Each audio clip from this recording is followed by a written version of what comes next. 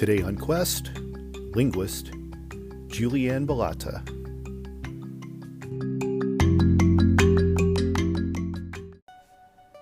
Life is a quest for logic and reason. It is a quest to find balance between science and faith. Life is a quest for knowledge and understanding. But most importantly, it's a quest for personal discovery. Whatever your quest, knowing yourself is the beginning of all wisdom. Welcome to Quest.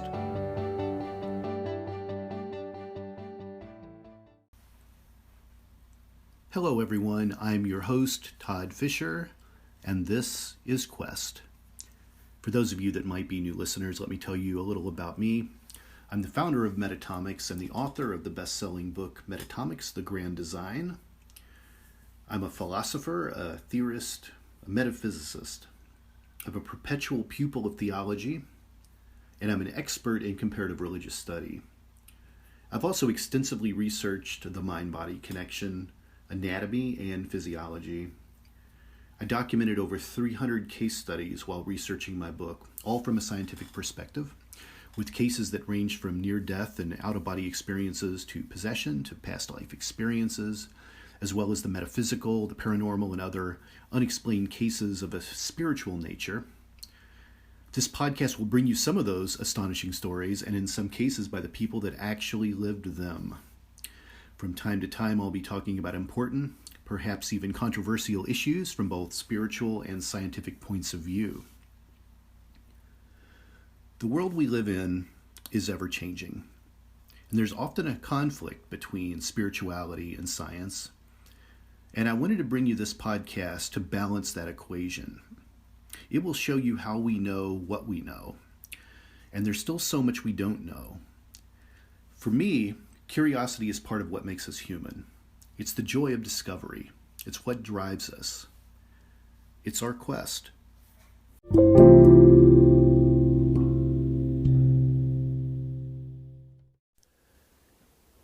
Welcome to Quest. You know, it's interesting, from week to week, you hear me talk for 45 minutes to an hour, sometimes a little longer. All words, that's all you get. Todd and his spoken words. Well, today, this podcast is literally about words. Joining me today is linguist Juliane Bilotta, and we break down everything you'd ever want to know about language and words, and particularly the power of words. I really like today's podcast. I hope you enjoy. Here it is.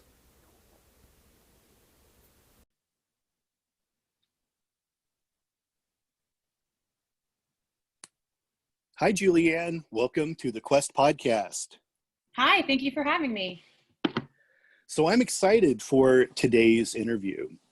I find language very fascinating.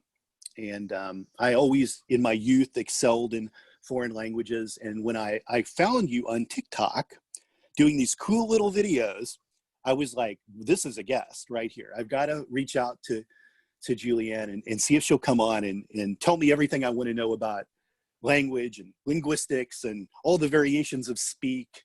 And I want to really get into your head about this. So welcome to the show. And thank you. I'm so glad you like my TikToks. They're great. It's so unique too. Like, obviously there's a certain type of TikTok video that's prevalent out there, and you weren't dancing or doing anything corny like that. No, you don't want me to do that, first of all. But you know, I have a colleague who had started making an educational TikTok about her work, and I loved it. And I thought, this is so great in terms of kind of bringing academic knowledge to people who might otherwise not have access to it. And that is one of my kind of main goals in the work that I do. So I love that I was able to do it, but it is challenging because I'm a talker. And so getting that information into 60 seconds has been a different kind of challenge. Right. Well, we have 45 minutes to an hour today, so we could get into more. Tell our listeners a little about you and your education and what exactly a linguist is. So I did not originally start as a linguist. My undergraduate degree is in anthropology and history, because I've always been very much I've always very much loved history.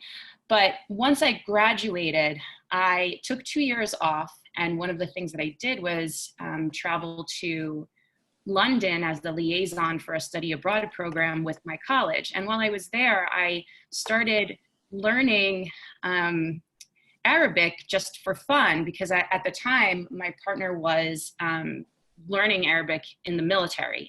And because I am competitive, I wanted to see if I could learn it better than them.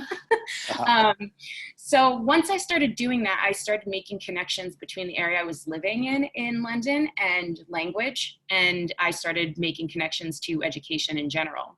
And so when I went to graduate school, I was in a linguistic anthropology program and did my field work on Arabic ESL students in New Jersey. And after that experience, I realized that I wanted to do more in terms of, I didn't want to just get my field work done and then and then just not do anything with it. So I wanted to make changes at a policy level. So that's why I applied to a PhD program in language education. And so that's kind of how I got to where I am now. My work currently is not very relevant to the work that I started doing originally. Now I work on the Seal of Biliteracy in New Jersey, which is students are able to get recognition on their degrees for taking another language course in school or being bilingual. And so I do equity work on that when it comes to emergent bilingual students. So that's where I am now. And in terms of being a linguist, do you want me to just define different types of linguists that there are? Yeah, absolutely. So there's different kinds of linguists. And if a linguist that I don't mention hears this, they're for sure going to come for me. But generally, the way that I think of linguistics is that there is formal linguistics and then there's sociolinguistics. So formal linguistics is looking at form, structure, and use of language, while sociolinguistics and linguistic anthropology are looking at like the lived life of language and what language does in the world. And so while I do have training in formal linguistics, I'm much more focused on the social life of language, what language does in the world, how it impacts people, how it impacts culture, how it impacts society in general. So that is my very cut and dry 2 different types of linguists. And then there are historical linguists as well that study kind of evolution of language over time. But those are the 3 kind of areas of linguistics that people in the United States study. Is this a specialty that's really limited to the spoken version of a language or written, or is it both? It can encompass a lot. I mean, linguistics, it depends on what kind of linguist you're talking to, right? So I do discourse analysis and text analysis, which is written language. But when we're talking about the study of linguistics, we are talking about spoken language. But that doesn't limit it to studying the impact of writing on language itself, right? Because writing and spoken language are very different. They're 2 different things. And sometimes people tend to conflate them. So my graduate work in my master's program was on orthographic knowledge and how it's taught to emergent bilingual students in ESL programs. So I wasn't specifically looking at writing just as kind of a text analysis, but I was looking at orthography as a medium of like how students are learning. So we do consider the written language, but we're much more interested in kind of how spoken language moves and evolves and works in its structure, form, and use. Sure. How many languages do you speak? So this is a funny thing about linguists. A lot of people think that linguists speak multiple languages, but a lot of us don't speak more than 1 language at all. Most of us are monolingual because it's not so much about speaking a language fluently. It's about understanding the structure of language. But I do speak Spanish in terms of the fact that I can make my way through a conversation, and I do speak a little bit of Arabic. But that is really, I would consider myself mostly monolingual, which is, a product of my upbringing. Sure. Now, to be fluent in a language, and not you particularly, but generally speaking, is a person fluent in speaking a language and fluent in writing a language Is it separate? Is the fluency separate? So there are, when we talk about second language acquisition, there are different domains that can develop quicker than others. So you can be better at reading in a language than you are at speaking the language, or you can be better at speaking a language and not have the ability to read it. So they are different processes. So for instance, I can read Arabic, but there are times when I don't know what I'm reading, but I can read the language, right? Like I can read the language to myself. But they do tend to be kind of separate mediums. Sure.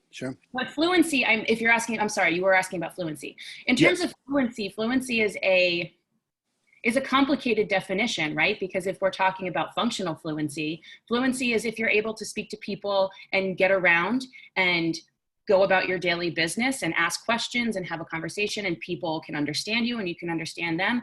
Why would you need to be more fluent than that, correct? So there's different understandings of fluency. Now, if you're talking about academic fluency, would you be able to pass the IELTS? Would you be able to write a book in a second language? That's a different kind of fluency.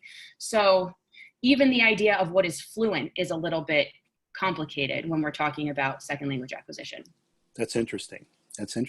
So I had read that there are between 6,500 and 7,000 languages spoken in the world today, but just around 23 languages account for more than half of the world's population. And the big three would be Chinese, Spanish, and English. Now these numbers may all be off a little bit, but I think they're roughly probably pretty accurate. But Chinese is the most spoken language, followed by Spanish, followed by English. Mm-hmm.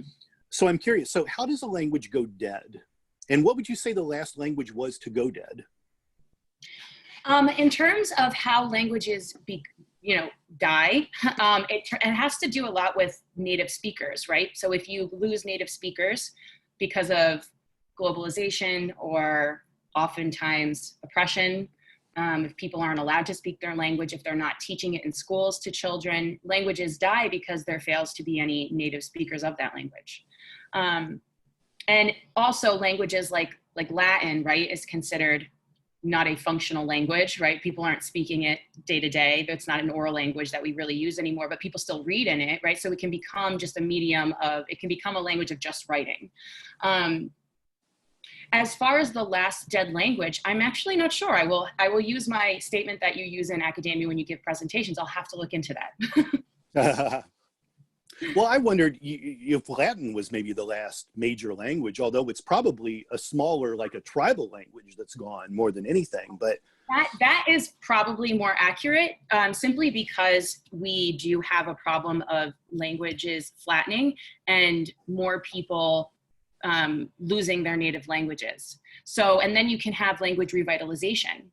So there's one example is there's like an Athabascan language that was revitalized through revitalization efforts. So if you have even just one native speaker that creates a curriculum for students or starts teaching it, then you can start to revitalize languages that were considered dead. So it can even a dead language can be revived in a way. Is the emoji a language? Oh, fun question. Is the emoji, so technically, if we're speaking linguistically, the emoji is not a language because it doesn't have internal grammar. But we use emojis as a language feature, right? So as language evolves and we have this new thing to use in our language, it's a way for us to speak more efficiently. So it's not considered its own language because it doesn't have grammar. It doesn't have a natural grammar to it, but it does carry so much meaning, and it can create so much meaning in spaces that, language might not have otherwise created that meaning, especially with people who may not speak the same language. Right? So It's actually a universal language feature, right? That you might not be able to speak a language of the person that you're speaking to, but you might be able to convey exactly what you wanted to say in that language with an emoji. Interesting. So long story short, it's not considered a language per se, but it is very much a universal language feature that we are using more and more to communicate. I mean, there are second language emergent bilingual teachers that use emojis to work with their students who are newcomers. So if you have a student who you don't have any mutual intelligibility with, you can use emojis because they probably are familiar with them, because kids are digital natives now. So, you know, they're becoming this like beautiful linguistic feature that people, you know, tend to criticize, but in many ways, it's just how language works, and it's just becoming something that is going to stick around in our language probably for the foreseeable future. So an emoji is missing a lot of the elements that really makes a real language, but were there languages throughout time that didn't have a spoken portion, where maybe they were just written? Were there like symbolic type? What was hieroglyphics? Hieroglyphics wasn't spoken, was it? But it was still treated as a language? Is that I don't know. So I want to ask you if you know, but I'm just curious if there were spoken versions of languages that never had a written component, or a written version of a language that never had a spoken component. Does that make sense? There can be many oral languages that don't have any written component, right? They don't have any orthography. But yes, I mean, when we think about writing moves much slower than speech. So we use writing to represent speech, not the other way around, right? Right. So if your language and your environment does not require you to have a writing system, then there's no need for it, right? So in terms of hieroglyphics, they represent words that people were using, but it's not a direct translation in the way that we would understand it, right? It's just a different orthographic device. Sure. But interesting. One time somebody tried to make that analogy with me of, you know, emojis aren't evolved because we used to use symbols to convey language and it's so simple. That is a very like Eurocentric Western perspective of thinking that our orthographic systems and the way that we write and speak is somehow just simply more evolved than other people's, because that's just not true. Right. You know, evolution isn't about becoming more complex and strong. It's the survival of the fittest thing is a little bit of a misleading statement. It really is about efficiency and adaptation, right? So if an emoji is the most efficient way to talk to someone, then that is a very valid and very complex and very logical evolution of language. So in the which comes first, the chicken or the egg debate, which came first, the written or the spoken? Would it be the spoken? Would Spoken that make language, sense? yeah, spoken language. So we started with grunts and hisses, and that evolved into something more, probably. Yes, I mean, there are people that argue that, you know, there is artwork that could have represented written language, but that is up for debate amongst anthropologists. So I don't want to speak too much on that, because I'll have the archaeologists come for me. Yeah. But I mean, in terms of being able to, or needing this, the need to communicate is verbal first, right? Sure. So yeah, I mean, we used utterances before we required written language. Yeah, it's fascinating to me. So I try to, you know, obviously I'm probably underutilizing your skill set as educated as you are, but I like to always kind of bring things back down for like the average listener of the podcast and really kind of give them the basics of how these things started, because I don't think a lot of people really think about that. You know, most people don't think beyond the English language they learned in, you know, middle school and high school, and most basic vocabulary and vowel sounds and consonants that you learned in elementary school. So I find it really interesting to dig into this and figure out the origins of these things and kind of theorize, you know, who were making the first words and how did they come about, and this need to communicate among people and to evolve with that level of communication is really interesting to me. I want to move over to dialect. So explain what the difference is between a language and a dialect. So the working definition, and we have to be careful when we say that, the working definition of the difference between a language and a dialect is mutual intelligibility, which means that if you are not able to communicate with somebody in their language, you do not have mutual intelligibility, right? So somebody who is speaking Mandarin and someone who is speaking English do not have mutual intelligibility, right? So nothing that they say to one another is really going to be understood if the other doesn't have a knowledge of that other language. Right. Dialects are considered to have some mutual intelligibility, but the problem with that statement is that ultimately the difference between a language and a dialect is very political, right? So there are some languages that have mutual intelligibility that are not considered dialects, like Spanish and Portuguese, right? So somebody that speaks Spanish might be able to communicate with someone in Portuguese. But then there are then there are dialects that don't have mutual intelligibility that are not considered their own languages. So there are many Arabic dialects that are considered dialects that don't have mutual intelligibility, but all fall under this cultural category of Arabic speaking. So it's very political at some point, right? So somebody asked me recently, is British English or is American English a dialect of British English? And it's like, technically no, because of that political thing, right? So, Right. you know, we could talk about how the American dialect evolved out of people, you know, out of colonialism and out of, you know, British dialect, but that doesn't mean that American English is a dialect of British English because of the political separation of those two.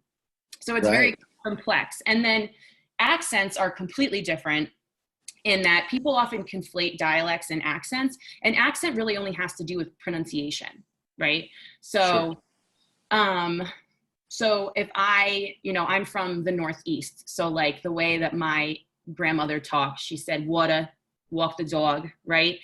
Dog, as opposed to dog, is an accent difference rather than a dialect difference. Got you. Okay. So when in high school, I learned German first. Mm-hmm. And I remember that my German teacher was teaching us a Southern regional variety of German because that was what she knew. She said, there's going to be modern standard German, and then there's going to be regional varieties of German, and then you're going to have things like Swiss German. Yep. And she said, and they're all kind of different in a way. Yes. From the simplest things on like how you say hi, and the variation might be the difference in hi and howdy, you know? And it was really interesting to see that. So I guess, would you say dialects would be defined more by the region that they're in, or are they based on ethnicity or social class, or are they just educational breaches where the language kind of became something a little different? Do any of those things make sense? Yes, and I would say yes to all. Because the problem, so I would say yes, in some cases, all of those things could apply, right? Yeah.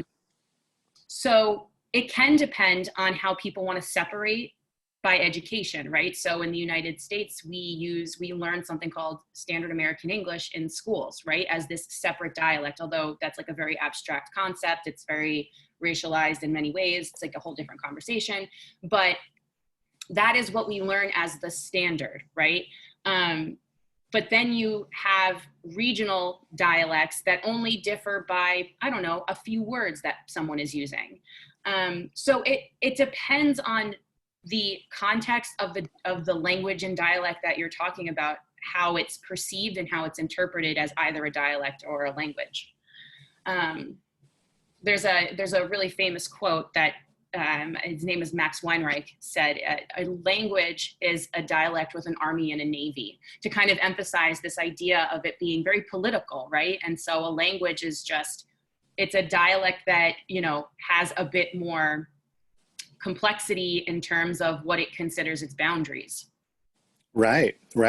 It's fast. So I was going to ask you about whether accents those variations of pronunciation affected a dialect, and you answered that already. Now, I grew up in the Midwest, and you see Kentucky and Mississippi in the South. Like, you have some of these states that are on the bottom of lists of departments of education. Like they're the worst places to be schooled in the country. And I always found it interesting, particularly growing up near Kentucky, how you have English teachers that have such bad pronunciation of things, and they have such, like, they all have Kentucky twangs, and they'll mispronounce words, and they're teaching kids English while not really practicing English properly, or even kind of enunciating things properly. And I feel like this is that kind of that educational breach, that she's teaching that dialect kind of because of this breach in education. Does that make sense? Can you clarify what you mean by educational breach a little bit?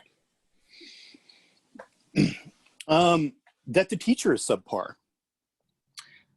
So I think one of the things that's important about linguistics and language in general is to understand that language hierarchies are culturally constructed. So we do recognize that Southern English is a very stigmatized variation, right? So the way that people pronounce things is very stigmatized. Yet we want students to use often the standard American English for very real reasons, because the language hierarchy of standard American English can impact somebody's ability to get a job, or, you know, how the world treats them. But when we're talking about pronunciation, the problem with saying the correct pronunciation is that if that's how they say it, then that's the correct pronunciation. Right? Interesting. So they might not even notice that it's a different pronunciation because it's just how they say it, right? Sure. So like someone said, you're saying dog wrong because I have a New Jersey accent. I would say, I'm not saying dog. You understood that I said dog, right? True. So I think that's like an important thing to remember in terms of education, is that this institutional language of standard American English really articulates what we think of as incorrect or better in terms of language. But often, you know, that's just the way people say things. And that's how languages have always worked, right? If you can understand somebody, then is it really incorrect or correct, right? Sure. So is a dialect reflective in the written form as well, or is it just something that's detected when spoken? Interesting. So I would say that an accent definitely is the one that can only be detected when spoken, because it has to do solely with pronunciation. But a dialect, I mean, if you're writing in a particular dialect and you use vocabulary or words that are exclusive to that dialect, then yeah, I mean, it'll come across in the way that you're writing, right? So I'm trying to think, I went to school in the South for 3 years, and I remember somebody saying to me, what's the word that I'm thinking of? A palate. So to me, a palate means something very different than it does in the South. I believe it means like a sleeping bag. And I did not know that. So if somebody writes that to you and your idea of a palette is not that, right? A palette to me is like a pallet of wood or a pallet of some kind of item that's being stored. Then that's going to cause some miscommunication. So in that sense, if somebody writes something that way, if they use a different terminology, then yeah, I mean, it's going to come across in the way that you write. Right. And it would be the same thing with like modifiers, with inflections or upticks or downticks. So these things aren't necessarily reflective in the written form, right? Right. Yeah, anything that I guess is pronunciation would not really be reflected in the written form. But anything that's, you know, lexical, like in a lexical item, or syntax, if there's a syntax variation, that will come across, right? But that's because we're often trained to default to the standard when we're taught in schools, right? So even if somebody says, so there are like multiple accents across the United States that say ax instead of ask. And that's a perfectly valid way to say the word ask, right? But when they write it, they might still write ask because in school they've been taught that's standard American English, right? Sure. So the idea of this like standard is very important for how people write versus how they speak, which is why I try to always remind people that like the way that people write and the way that people speak is very, very different. You, one of your TikTok videos was about the transatlantic accent, or the transatlantic dialect or accent. I can't Yeah. remember what you called it, but I always heard it as the Mid-Atlantic from being in film and television. Was the Mid-Atlantic. So that was that a real, so for one, is that a dialect or is that an accent? It's an accent in that it has mostly to do with pronunciation, and it was meant to be regionally neutral, right? So a dialect would have to be kind of like tied to something, but Sure. An accent, it was meant to be regionally neutral. And, you know, a lot of people, I should have defined this more in that TikTok, because I've had a lot of people say, what are you talking about? It's taught in schools. So when I say that it's taught to people, I don't mean that people were signing up for the course, right, when they went to school. But when you go to school and somebody tells you to say that you're saying something wrong, right? If a teacher corrects you for the way that you're saying something, and the way that they're recasting what you're saying, or the way that they're correcting what you're saying is typical of a Mid-Atlantic accent, then that is you being, you know, subtly taught how to speak in this particular way. Yeah. Kind of unmarked accent. And so we see that that's why it's called a social dialect, right? Because it's not something that is regionally specific. It is taught as a standard, and it is often a standard through which kind of social class and education is perceived, rather than regional origin. Yeah. So what I find interesting about this is, so today, the kind of the term in the television and film world is you have a neutral television accent. They don't want you, it doesn't matter if you grew up in the South, you kill that accent to be in Hollywood. You have to talk just absolutely normal with no detection of where you're from. Yeah, everyone is ethnically ambiguous today, really, on television and film.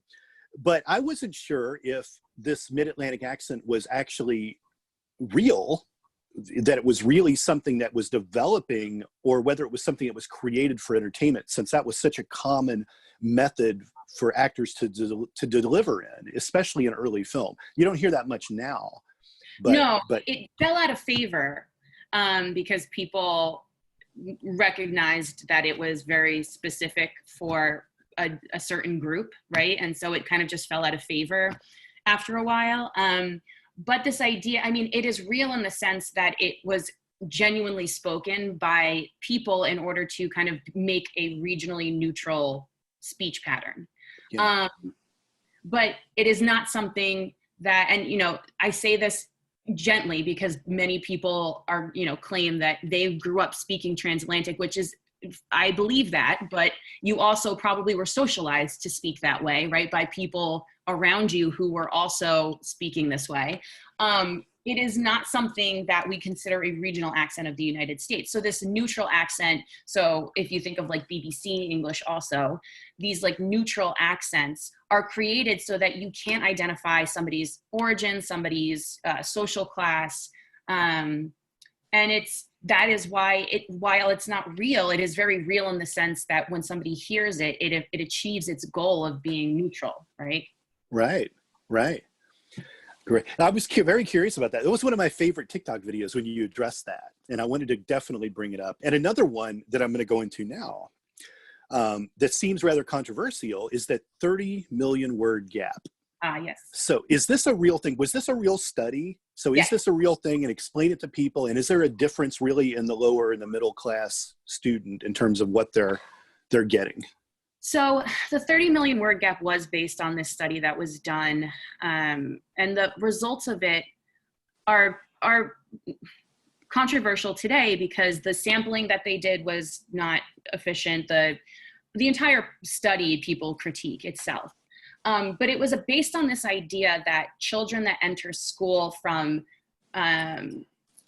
low-income neighborhoods or communities of students of color had 30 million less words in their vocabulary upon entering school than middle-class white students. And the problem that we now recognize with that is that what you're assuming is that only your words are the words that count, right? So what we don't recognize are that people do have dialect variations. You know, that was written at a time when African-American vernacular English was not recognized as a dialect. Not, you know, it wasn't recognized as like a legitimate, logical, it wasn't recognized within American culture as something that is a very valid dialect for people to speak, and many people do. So in terms of the 30 million word gap, it really is a question of whose words, right? So if we're talking about a bilingual student who is a heritage speaker who speaks Spanish in the home, right? And you assume that they are missing 30 million words when they enter school. What you're actually saying is that all of the words that they know in their home language don't matter. And that's just empirically, that's just false, right? Because if you're bilingual, you likely know far more words than any white middle-class monolingual student, right? Right.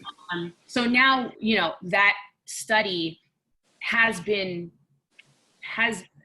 rejected by many sociolinguists and many linguistic anthropologists and educational linguists. Unfortunately, though, it is latched onto often for these initiatives of closing the quote achievement gap, right?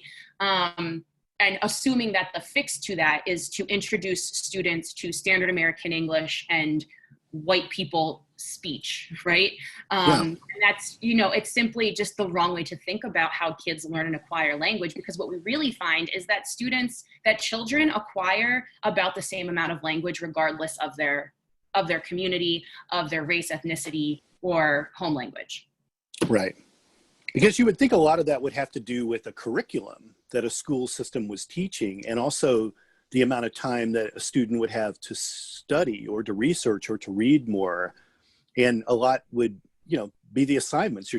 I think, at least in the public school I went to for, 30, 40, 50 years, it was the same books everyone read. It was the same curriculums everyone got. So you would think there would really, 30 million words seems like a lot. That seems like a lot of words. Right, right. And the problem with that is that the curriculum in schools are often based on a very specific dialect and very specific way of speaking and knowing. So if you are in a school as a student who has a different home language or has a different home dialect, and you show up to school and all you're expected to understand is this very particular version of English, and you don't know it, then of course it's going to seem like you have a 30 million word gap. But what's actually happening is that just the language that you do speak is not being valued, and it's not being considered, it's not being accessed as a fund of knowledge for you. And that's kind of the problem, right? Is that why don't curricula reflect the way that students actually speak in their communities and the funds of knowledge that they have? So that's kind of an important thing in my work, is looking at, okay, is it a matter of an achievement gap, or is it a matter of representation in the curriculum? True. True. So if that does exist on some level, if I'm suffering from it and I'm aware of it, how do I fix it? Is it just that I need advanced education? Do I buy a dictionary and start learning new words? Like, do I just need to read? Like, what do I do? Do I communicate more? How do I fix that myself? If a person out there listening. In terms of not knowing academic English? Yeah, or maybe not being on the level of someone else. So, okay, so this is a complicated question, because on one hand, I would never, we have to recognize that students do need academic English, is what I like to call it, in order to be successful in the current public school environment that we have. But at the same time, I think rather than putting the burden on the student to learn other people's words, right, that I think schools should be a little bit more engaged in accessing those funds of knowledge that the students come to school with, right? You want to meet your kids where they are, not put the burden on them and their families to speak the way that you speak, right? Because that's not how we like to think. That's not how we like to think in terms of being diverse and being multilingual, right? Because we have this idea that like monolingualism is a default in the United States, which it is, but in most of the world, that's not the case, right? So my thing is, if you are trying to advance academic English, you can take an academic English class. But I also think that it's really important for teachers to make it explicit to students that academic English is a particular register that you learn through schooling, and that there is a time and a place for it, but that speaking your home language and speaking your home dialect is absolutely valid, and it doesn't indicate that you are less intelligent, less informed, or have some kind of 30 million deficit. Sure. In general, right? Yeah. Yeah. No, that's good. That's good. I was just curious in terms of if I never went to college. Anything I've wanted to learn, I've learned on my own. So as I've made my way through life, I just gathered the information or found what I wanted on my own. I think I have the aptitude to pick these things up as I go, but I never had any education on the university level. And yeah, but I mean, if you're doing self-study, right, then you're Sure. going to be exposed to academic English constantly if you're reading textbooks or you're reading academic Right. books. So in that way, I mean, I even think that that's kind of like a subversive way of learning too, right? That you didn't Sure. need to be in college in order to gain this academic knowledge that they want you to pay for, right? That, you know, Right. you can kind of do that all on your own in that sense. So yeah, I mean, I think like reading authentic texts that are, you know, textbooks from academic fields, you can build that register all on your own, for sure. Right. Right. And you would say that the amount of words a person knows, how deep their vocabulary goes, maybe let's take someone in a field that they're PhD or they're medical doctor, whoever they are, and maybe the terminology that they have in the field that they're in is vast. So by default, they may have more words than, say, the average citizen working at a Walmart. But is that really indicative of a person being more intelligent? Can someone be a math whiz and they don't have the vocabulary to articulate big conversations, but Absolutely. They know everything there is to know about math? So it's not necessarily an indicator of intelligence. No, I always try to emphasize that it's not. Especially when you're thinking about language for a particular field, right? So you can teach English for business, or you can teach English for a content area. And if you're specializing in something that has a register of, you know, it has a particular lexicon, it has a particular register, that just means that you learned how to speak in that register, right? Like I sometimes use academic jargon and have to check myself, but it's because I'm so socialized to use it around people in graduate school.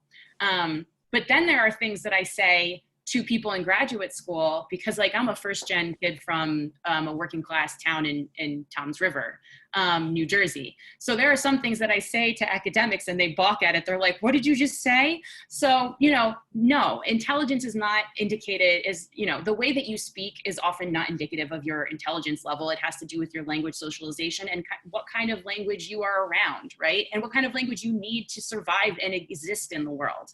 Like, there's no reason for me to have a register of mechanic terms of, you know, car mechanics. I don't know. I call it the thingamabob on my car, right? Yeah.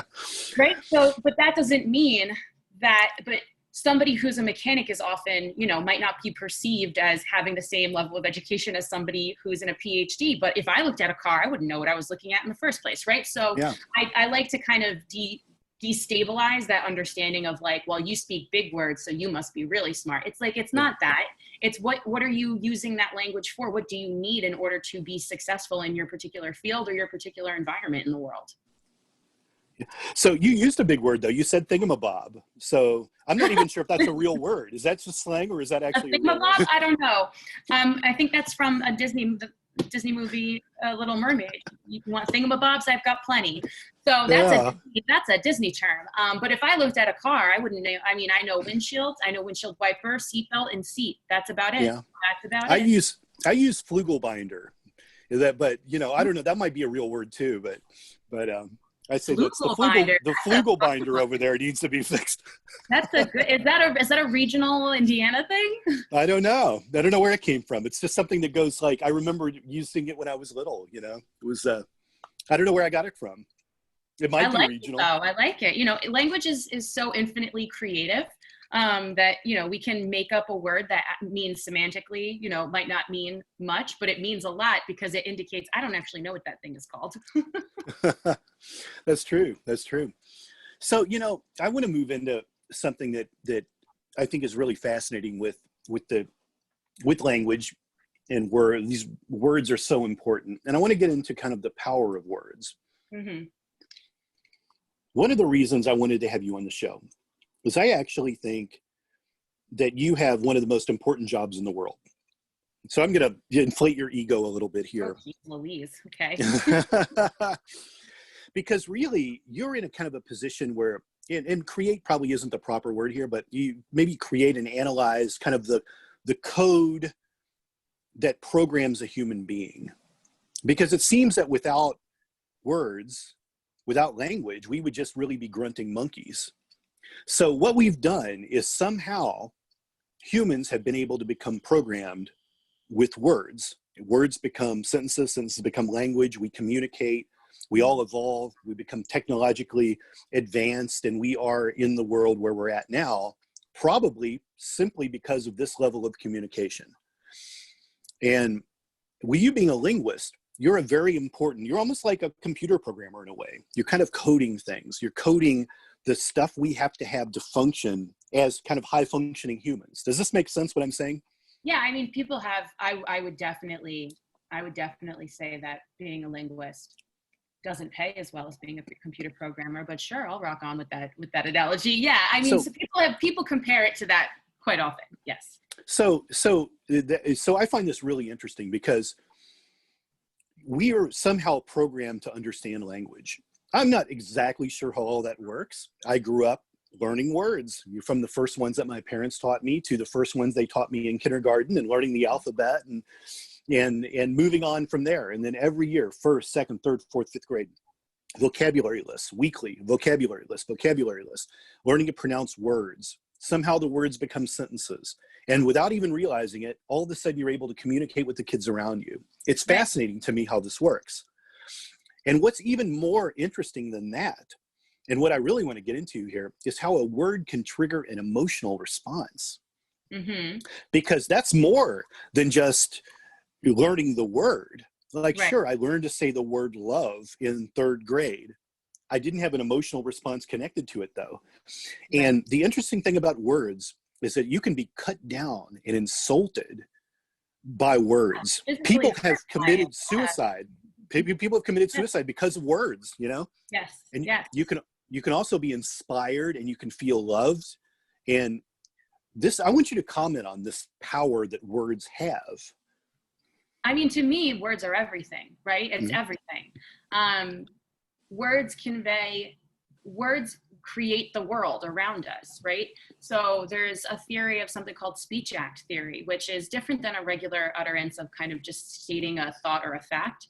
But a speech act is, if I say to you, go close the window, and you go close the window, I've impacted the real tangible world with my words, right? Yeah. And that extends, that's like at the semantic and pragmatic level of language, which is my favorite part of language, is what language indexes, what it does, what it literally does in the world around us. And it's incredibly powerful. And in terms of from anything from, making somebody feel loved and appreciated, to making them feel cut down and out of themselves, but even on a level of words can impact what happens to whole countries, right?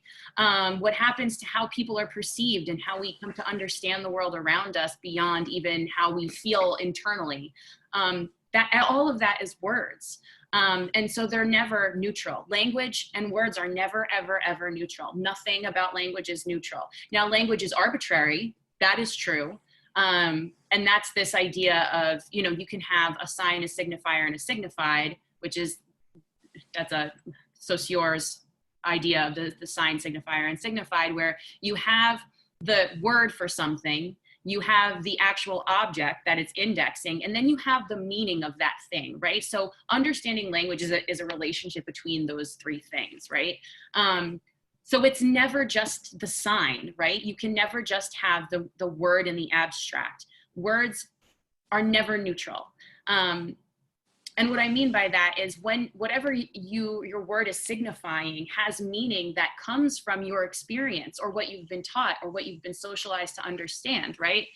So people say, like, we all see red differently. Like, we all see the word red differently. Well, we all hear the word chair differently. When I say chair, the image that comes to your mind will be different than the word that comes to my mind. And so that, I think, is like where language exists, in the meaning of it, in what it does in the real world. So yeah, I mean, I think people are a little bit too flippant with words, and that they don't realize that they are never neutral. Even if you think they are, they're never neutral.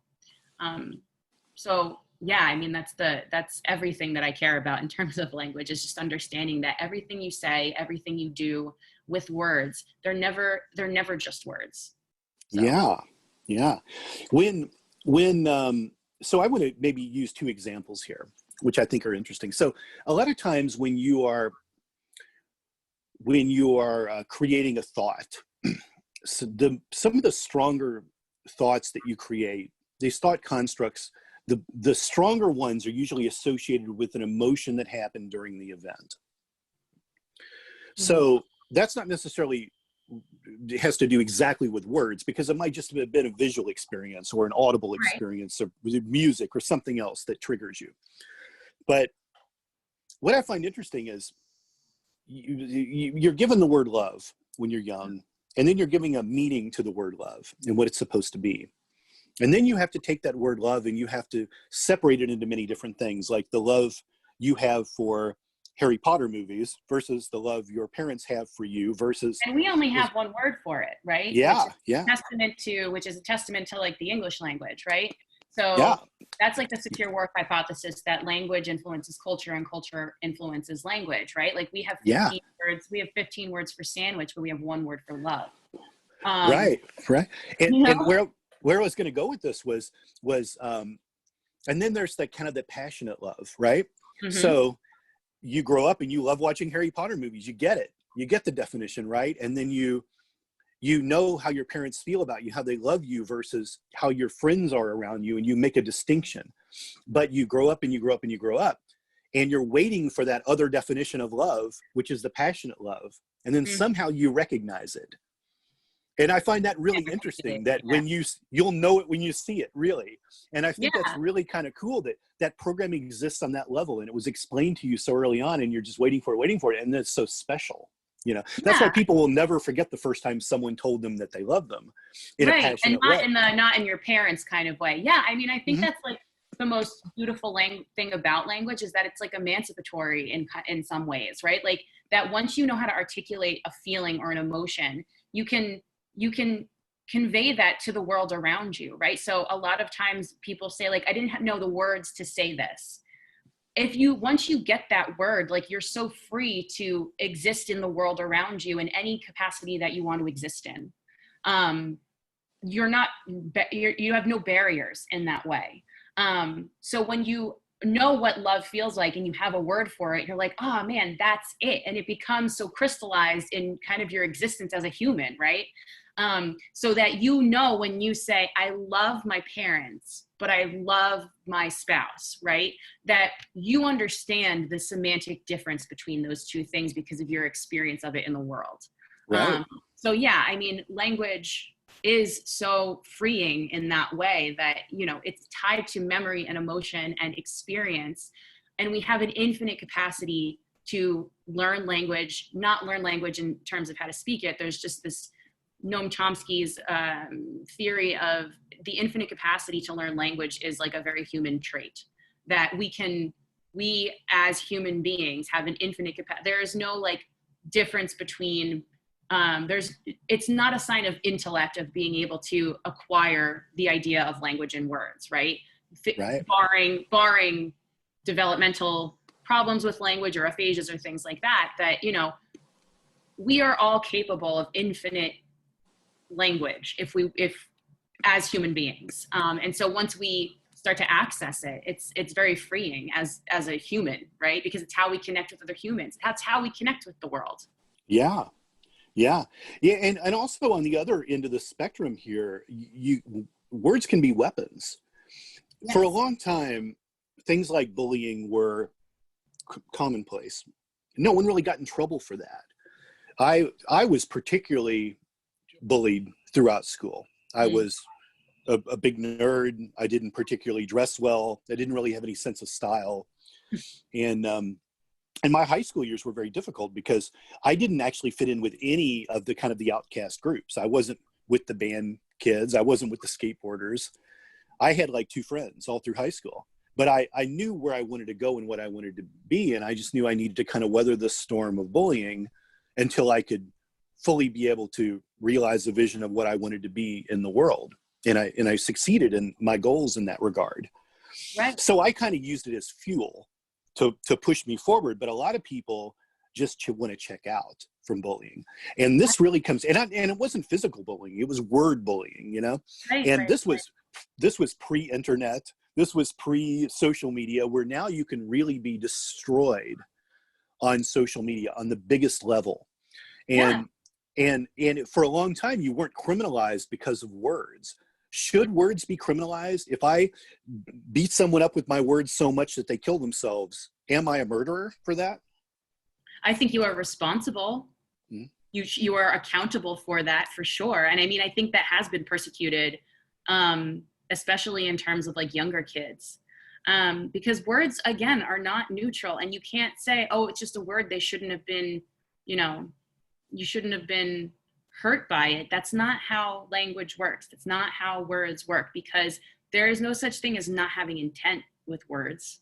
Whether you were trying to just hurt them or whether you meant it, right? The intent is not the point. It's the impact. So that's, you know what I mean? Like you could say, I don't mean this, and this might be a controversial thing to say, but like I could shoot a gun in the air and be like, well, I didn't intend to hit someone, right? Like I didn't intend to shoot someone. It doesn't matter because you did, right? Like if I shoot a gun into the air and I'm like just shooting at the sky and then somebody is hit by that bullet, right? It doesn't matter. It doesn't matter if I didn't mean to do it. The impact of it is the same. Yeah, I mean, I think that when people say things like, you know, freedom of speech, they're not understanding that freedom of speech is not a matter of not being hateful, right? Like it doesn't have to do with just saying whatever you want and not having consequences or having to take accountability for what you've said. You can say whatever you want, but it doesn't mean that you're not going to have, you know, consequences for the things you say. Just like, you know, your actions have consequences, your words have consequences as well. So yeah, I mean, I fully believe that people need to be held responsible and accountable for the things they say. And once you know better, you do better, right? And I think that's like why I love the idea of bringing the understanding of linguistics to students, because I think a lot of them don't understand. Children are far more intelligent than we mostly give them credit for. They're just not given the way to articulate that, right? Like they're not given the knowledge they need to articulate how words are not neutral and how to process them. Like for example, when I was younger, I just made a video about this today. I did not know that I had a learning disability. So the way that people responded to the things that I did and the things that happened to me became kind of crystallized in my mind as deficits, right? And now as an adult, I have a way to articulate what is happening to me when I can't focus or when I lose things or when something goes wrong. And that ability to do that has changed internally has changed me for being able to have the words for understanding what is happening, right? So yeah, I mean, that's for sure. Yeah. Do you think social media has helped or hurt our ability to communicate? Oh, that's a tough one. Do I think? While you're thinking about it, I'll tell you my opinion on it. Yeah, go ahead. Tell me your opinion first. So I'm a kind of a product of the America Online world. When that explosion happened, and I consider America Online in its prime probably the first social media. In fact, if you look at Facebook today, it really is almost a complete replica of what America Online was. Right. And of course, Facebook even we've evolved past that. We've evolved to Instagram and Snapchat and TikTok and all of these other ways in which people put themselves out there. Mm-hmm. I think generally social media has hurt people in unrealistic expectations of what you should become or what you are. I think most people aren't at all what they represent themselves to be online. For sure. And there is a huge, there's a huge push to just have so many, that you need to have followers. That's the thing. You have to have these followers. You have to have all these people that hang on every word. And there's a lot of unrealistic expectations there. And generally, I think this has been a trend that's been happening for a long time. It kind of actually started with it even goes, I think, further back. If you think about how video games have moved forward and how the listening experience of music has moved forward. When I was young, you would have people that would get together and you'd listen to an album or a CD, and we'd have a listening party. People would get together. And then at some point there was this shift of, you have an iPod and you have headphones and you have a personal listening experience. It wasn't about socializing with people listening to this musical experience anymore. Right. And I saw that happening in video games. You used to get together and everyone would play Nintendo. And now it's you sit in your basement and you play against someone who's on the other side of the world in that capacity. And I feel like social media has separated people a lot, and that their friend is their phone, and that's who they're sitting with in their car for 2 hours.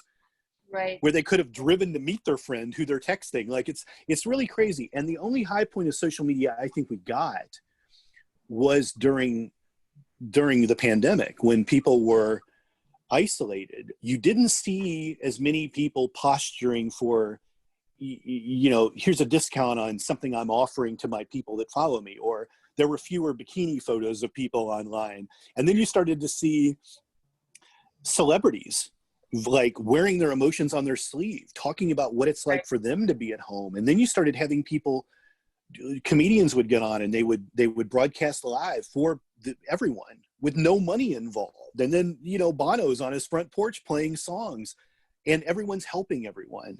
Mm-hmm. And then the Zoom community picks up and people and I think we saw the best of social media for 4 months. Yes. And now we're kind of back to where we're at. So I know this was a really long round. No, that's okay. Weird way to explain it, but I'm curious how you feel about it. Has it hurt people communicating, or has it helped? What do you think about that? Okay. So my answer is that I agree with a lot of the things that you said. And I also think that it's very complex, because social media, if you think about it, is a tool to do what? Communicate, right? To socialize. But I think because of that, people are able to more quickly put the worst parts of themselves into the public eye, right? So the parts of yourself that you maybe only 1 or 2 people saw, like now you can broadcast it to the whole world to cancel you, right? Yeah. Right. So I think because of the nature of what social media achieves, which is connecting people and connecting communication and making communication easier, I think all of the things that are beautiful and terrible about language are also terrible and beautiful about social media, right? We have now had the ability to connect people across the world, right? To, in a way, know that we're not alone in what was happening during the pandemic, the height of the pandemic, right? That we could watch Andrea Bocelli sing outside of Il Duomo. Was that where he did? I believe that's where he sang. Right. The whole world was able to watch that. That is a beautiful moment of solidarity that is global. Like my mind was blown by that, knowing that it wasn't just a global moment, like a moment of solidarity for people that were watching. It was a global moment of solidarity that everybody's experiencing this horrible thing at the same time. And we are all connecting through this stream right now. So in that way, I think it's beautiful. I also think social media is beautiful in that for many people, social media has advanced their communication. So you have people with like nonverbal,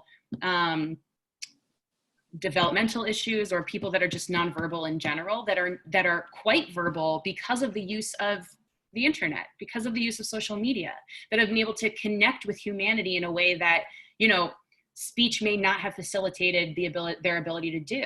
So I think that in a lot of ways, social media is beautiful because of the way that it helps people communicate. But I also think that we did it, like it advanced so quickly that we were not able to catch up to it in terms of being emotionally mature for it, if that makes sense. Like, I don't think that we had the ability to catch up to understand the impact of social media, that writing something online is just as hurtful as saying it in person, right? That it doesn't matter if someone's telling you something horrible online, that it's still, the impact is going to be the same.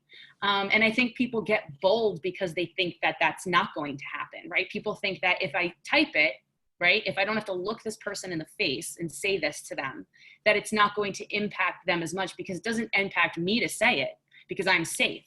But I don't think that's the case. And that's where I think the ugly side of social media comes from, where we can posture and we can We can put a facade of ourselves in ways that other people who are looking at us believe is true, right? Like, I think people need a better education, not a better education. I just think over time, people will start to realize more that what is represented on social media isn't always true. Right. But that's true of people in life, right? Like, you can meet somebody and think that they have their life together, they've got everything together, that they're, that they're very wealthy, that they have a great job. And then in reality, their life is a mess, right? So I think all of the things about language and life that are beautiful and terrible are just exacerbated by social media.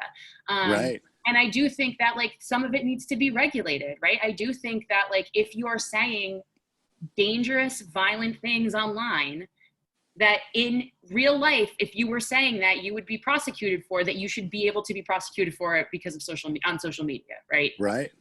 Right. So, I mean, as somebody who loves language, the good and the bad of it, I just think it's complex. I think social media is a really complicated piece of who we are at this point. It's an extension of ourselves, right? So people don't realize that, like, your phone is AI, right? Like, it's like, right. It's this extension, it's like assistive technology. We use it as an extension of ourselves, but I think maybe we're just not, we need a little more training and how to properly use it as an extension of ourselves. Right. Now, you have a popular TikTok channel, which I think is pretty much the extent of your social media. I might be wrong, but you can tell the listeners that it is. Little.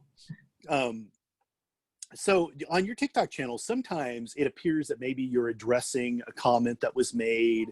You might be like a rebuttal to something someone said. Right. I'm not sure exactly, but I'm curious, like, what type of comments do you get? Do you get a lot of people that just kind of, you troll your account and say something obscene, or do you get, do you get people that are really interested in linguistics that are offering compliments, or they're saying, they're disputing what you're saying? What kind of stuff do you get? Do you get I get all of that. You get all of that. Yeah. And I think, if you're somebody like me, who's very sensitive and very self-conscious most of the time, just like in life, if you hear a million compliments and then one person says something negative, that one thing is just going to become like a giant in your face, and you're just going to think about it all day. The same thing happens with the comments that I get online. I get so many, and I am like you. I do not have what I would consider a large following, but the 5,000 people that I do have, I am so blown away by, like, how interested people are in the things that I'm putting out, because I started it to give it to my students, to give those videos to my students. So I am so grateful for the people that come to me and say, thank you so much. I learned more in 60 seconds on this than I learned in 8 years of PD. That is everything that I wanted my channel to be. But then you do have people who are very critical and very flippantly hurtful, not realizing what they're saying, right? Because language is not neutral. So I get those a lot, and that tends to be hard for me to kind of get over. It's hard. It's hard to get over. Right. But I respond to as many comments as I can, especially when people are rude to me. Not to be rude to them back, but just to let you know I'm a human being that you just said that to, right? Like, to make you aware of, you didn't just put that out into the world and no one's going to see it. Like, I'm a human person with emotions. And I think that's something that, because I'm not on social media most of the time, has been a little bit of a challenge for me. I think other creators that are have been vulnerable and visible like that probably take on the chin a little bit better than I do. But it's something that I'm learning to deal with. But again, like, I think that people should be held accountable for the things they say. So if you write something about, challenging the fact that, telling me that you think I'm stupid, I'm not going to just let you say that, right? Like, I've worked very hard to not be stupid from my perspective. Right. Right. I think those things get to me a little bit more when people, speak down to me or diminish my accomplishments. That kind of stuff gets to me a little bit more than, if a 15-year-old is telling me that I'm ugly, whatever. So I think that it's been something that it's a journey that I'm learning to how to cope with. But I do respond to people because I think you need to be held accountable for the things you say. I think that people shouldn't just get away, especially because as creators, people don't realize how hard it is to like put yourself out there and be so visible and so vulnerable. And for someone to so flippantly just cut you down and think that that's fine because it's the internet, I'm just not cool with that. So I always have to clap back a little bit. Yeah, it's interesting. Like I put a book out last year, and generally the reviews are good, but I don't usually read reviews, because I put out the book I wanted to put out. Like, it wasn't like I was making a Hollywood movie where I had to make this movie for the public, and whatever music was in it, or, you know, whoever was cast in it. It's outside of my control. There's groups that figure out who's popular and what's popular, and you make and you deliver it to the world. Just like a DJ has to play music that they don't necessarily want to hear, but they put it out for the public. I wrote a book I wanted to read. And if it sold 6 copies, that was great. But if it sold 10,000, that's even better. But I don't read the reviews. But in social media, I kind of have to respond, because it's really me. It's really me there, you know. And they're saying something to me, and I'm like a rude asshole if I don't respond. And so I kind of feel like, even though they might say something off color or put my book down or whatever, I'm kind of have to address it, because social media might as well just be Todd media, because that's what I'm doing out there. Right. It's such a piece of yourself that you're offering to people in a very public way. You know, in academia, I'm critiqued all the time by people who are in my field, by my advisors, by other academics. But it's different on social media in that you can't really regulate who's seeing it. So it's almost like more of a challenge that way, because you have to make it consumable for people that are not in your field. But you also have to deal with the evaluation of people who might not be on the same page as you. And sometimes it can be really cruel the way that people speak to you. And so sometimes I want to like give them lessons on how to, you know, just be a nice person, or how to, you know, how to say something to somebody, right? So there's a way to critique things that you don't like without being cruel. And I think that is something that is very prevalent on TikTok, is people don't know how to critique something without being cruel. And I think sometimes the cruelty is the point. Sometimes people get a high over being cruel and knowing that they can't be held accountable for it because they are a faceless number on TikTok. But you know, I'm going to clap back. That's my thing, is that if you think that because I'm a young female that I'm not going to come for you or be assertive or direct, you've got the wrong lady. Well, Juliane, it's been a pleasure having you on the podcast today. This was a lot of fun. We really covered a lot of really neat stuff. I hope you come back. There's more I want to get into with language. There's so much more I want to cover. But right now, I just needed to kind of give my listeners a crash course into this world, because I'm certain that people are going to think about language in a different way after listening to this, and the complexities of it, and not take it for granted as much as they have been. And hopefully you realize some of the stuff that we've talked about today. So tell everyone how they can find you out there on the interwebs. You're just TikTok, is that right? Or are you other places? It really is just TikTok. So because my Instagram is mostly my pictures of my dog. My TikTok is Juliane __B, and my name is spelled JULIANE__b, and that is my TikTok handle. And that is really the only social media I have at this point, unless you want to look at pictures of my dog. And I believe that my Instagram name is just Juliane Bilotta, which is my full name. Yeah. Well, good. So everyone go look for her on TikTok, because you put up like almost like multiple videos a day, it seems like. I try to, yeah. Yeah. So they're a lot of fun to watch, and I think people will learn a lot. But thanks for coming out, and let's plan to talk again soon. Absolutely. Thank you so much. Take care. You have a good day.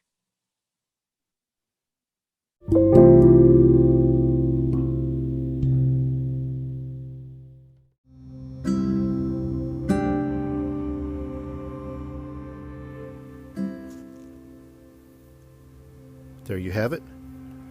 My interview with Juliane Bilotta. Hope you enjoyed it. A lot of great information in this podcast. So much that I didn't know about language, the history of it, and the uses of it. I hope she comes back. There's still so many things I want to know about this topic. Hope you enjoyed it. We'll see you next week. Bye-bye. Thank you for listening to Quest. Please be sure and rate and review this podcast. This podcast is copyright. Any previously trademarked or copyright content is used by permission. Be sure to visit the official website for the International Association of Metatomics at metatomics.org, or find us on social media for other unique content. And make sure to pick up a copy of the book that started a spiritual revolution, Metatomics, The Grand Design, available for sale online and at most major bookstores. Thanks for listening.